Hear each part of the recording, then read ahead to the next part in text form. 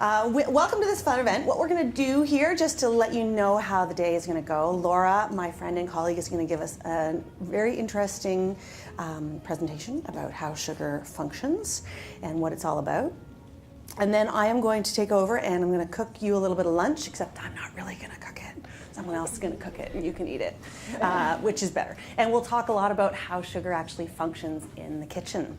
But without further ado, I would like to introduce, as I said, my friend and colleague, Laura Pasut, who's going to give us a fun little presentation on how sugar, sort of the science behind how sugar works. That's all I need to say. She is the Director of Nutrition of the Canadian Sugar Institute. And she's also very funny. So take it away, Laura. Thank you very much, Claire, and thank you everyone for coming. What I'd like to do is really just clarify beyond the function that you all are familiar with in terms of sugar. So all the different functions that are not really just sweetness. But the other thing I wanted to just clarify is today I'm talking about sugar or sucrose. So that's your table sugar, your brown sugar. I'm not talking about all the other types of sweeteners there are in your various food products. So we're really talking about that one type of sweetener. So I want to talk first about the sensory aspect. And we all know the traditional thought of sugar is the sweetness. And you see it in baked goods and confectionery, yogurt, cereals, beverages.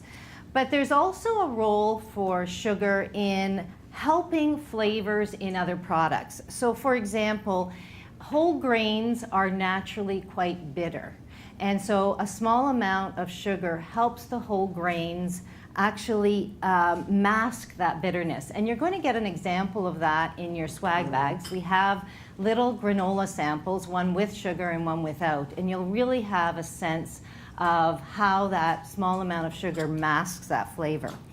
The other is the enhancement of flavor. So things that are very sour, like vinegar, and we'll see that in the carrots that are demonstrated today, is very sour, and a small amount of sugar balances that sourness.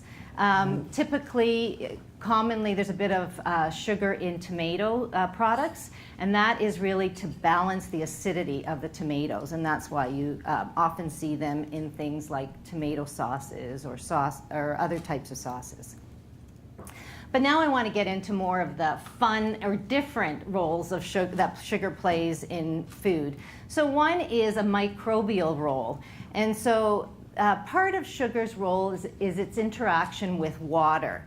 And in products like jams or fruit cakes, sugar interacts with water and takes that water away from microbes, reducing mold growth. So that's how it preserves those items.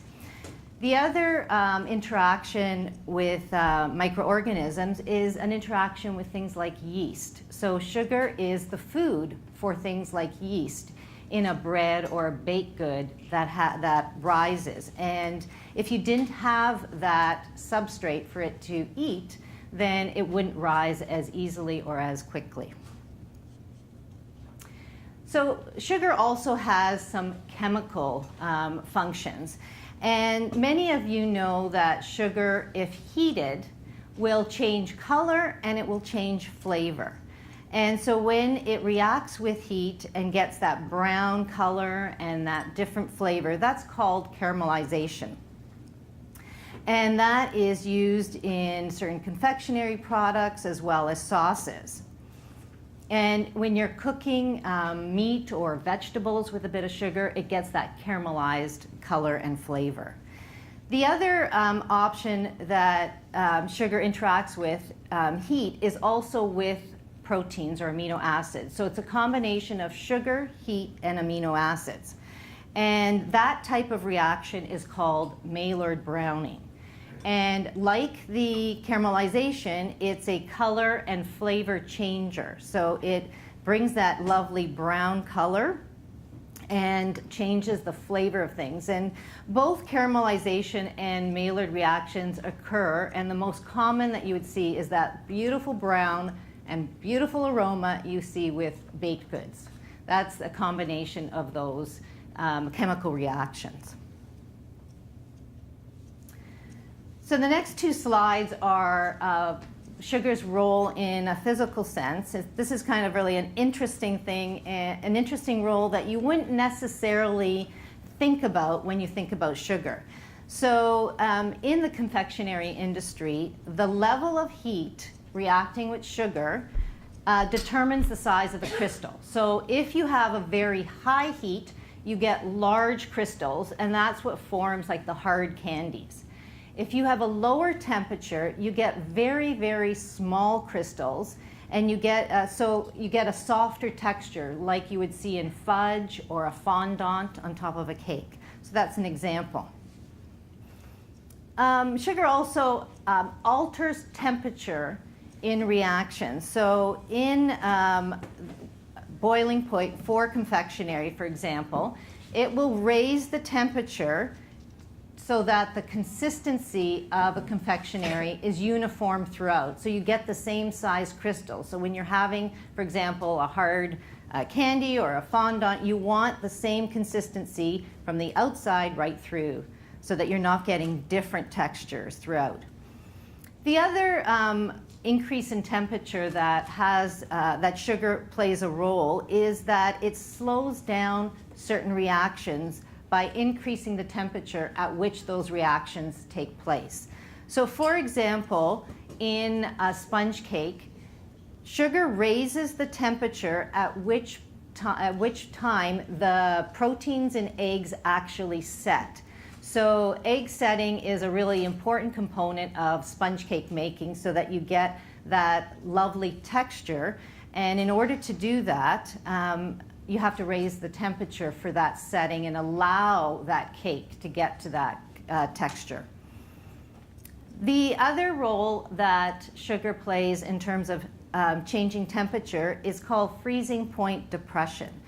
And that is what happens in frozen dairy, for example. So you'll notice that if you have sugar in an ice cream, it doesn't freeze hard solid in your freezer. You're able to scoop it, and that's because it attracts the water and prevents those little bits of water from freezing. It lowers the temperature at which that ice cream will freeze, allowing it to be scoopable. You can have the same function, throwing sugar on an icy Toronto street. Fortunately, we have a lovely day today. But just like salt is thrown onto the roads to prevent ice from forming, sugar can be done the same way. We do actually use sugar beet juice to prevent freezing from lowering the temp when we have cold temperatures. The other kind of really key area that sugar plays a role is in its ability to impart certain textures and appearances in foods. And a lot of this is its interaction with different components in the food. For example, its interaction with water. And the interaction that sugar has with water gives different textures. So you get that syrupy mouthfeel in beverages, or in things like Jell-O, that you have that consistency. It also interacts with the water when you are doing things like we'll do today, the pickled carrots. So it keeps that crunch in that carrot. The other way it interacts with water is it absorbs water when you are in the mixing process for a baked good or a bread. So it inhibits the gluten development as you're doing the mixing process, allowing more volume and allowing that gluten to stretch. And that gives that height and crumb texture that you see in a baked good. The other kind of physical interaction that sugar has in helping provide texture, and we're going to see an example of this today, is that it really is a whipping aid because it interacts with the proteins in egg foams. So the more you whip the sugar with the egg proteins, the more air is incorporated in, and it just gets bigger and bigger. And that gives sponge cakes or angel food cakes or meringues that fluffy texture, and it has that hold because of the sugar content in it. So I want to just kind of place the functionality slightly aside, because a lot of people are talking about, well, what if we reformulate products to reduce or replace or reduce the sugar in that? Well, one of the challenges food industry has in replacing sugars is that often more than one ingredient is required to replace the sugar that's in a particular food. So if that sugar is there as part of the bulk and structure of the product, then you may need to replace it with things like starches. If you're trying to replace some of the flavor balancing or the preservation or color, you may need to add certain additives to get those functions that the sugar imparts. And of course, if you want to replace the sweetness in a product, you would be using things like high-intensity sweeteners or polyols, which are sugar alcohols. You can't use those too often because they can have gastrointestinal issues. So one of the things that I'm going to show you, we're going to show today, is that we have 2 ice cream products for you to try. One is the original vanilla, and the other is a no sugar added ice cream.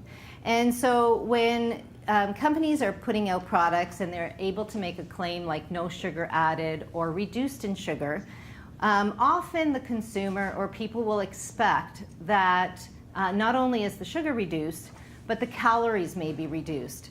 And in this particular example, they replaced the sugar with some sugar alcohols, which they have to list separately on the nutrition facts table.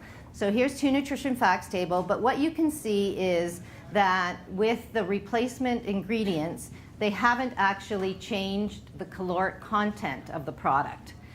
So that's one of the things that people should really look at, because if they're looking for something that might be reduced in sugar, reduced in fat, thinking that there is a difference in calories, that's what's important to look at, because often that's not the case. These are the same 2 products and the list of ingredients for those products, and what you could see is that they've had to identify that the product with no sugar added claim is sweetened with maltitol and sucralose to get that similar sweetness. And they've also had to put different quantities of the different ingredients. And the way you can tell this is that currently on the list of ingredients, ingredients are listed in descending order of quantity. So you could tell that the original had cream and then milk ingredients and then sugar. Well, the no sugar, the milk ingredient, modified milk ingredients became the first because they provided a different structure or texture than the cream did. And then they had to add the maltitol syrup, so the sugar alcohol. So one of the other things that people often say, well, why don't we just reduce some of the sugar? Well, that can be done in some products. For example, you know, if you are typically putting 1 or 2 teaspoons of sugar in your coffee or your tea, you can slowly decrease the amount of sugar and not have sugar in your coffee or tea, because all it does is change the flavor for the person. So if they're fine with the different flavor, then there's no problem with that. But there's a lot of products that you can't really reduce it. And again, what you're trying to do is get a product that may be lower in calories. But when you're looking at products and you're looking at either nutrition facts table, they are done in a particular serving size or quantity. So if you look at this little table, this has no other ingredients. It just has a reduction by half of the quantity of sugar in this particular cake. So you have the same amount of fat, the same amount of flour, and what you have is overall the cake calories is less. But when you're recording it or reporting on the nutrient content on a nutrition facts table, you still have to give the same reference amount or serving size by weight or by size. And so on a 100-gram basis, the regular cake would have 567 calories, but the sugar-reduced cake for the same 100 grams would have 600, because the flour and the fat are proportionately contributing more calories to the same size of slice. So I just want to conclude my little brief presentation so that we can get on to the food demonstration. What I was hoping to do is really show that there are many different functional roles of sugar in foods and beverages besides just sweetness. And often a number of ingredients need to be used in an attempt to replicate that role in the food product. And every single product is very unique. So food companies would have to try all these different combinations to see if they can even try to replicate the original product.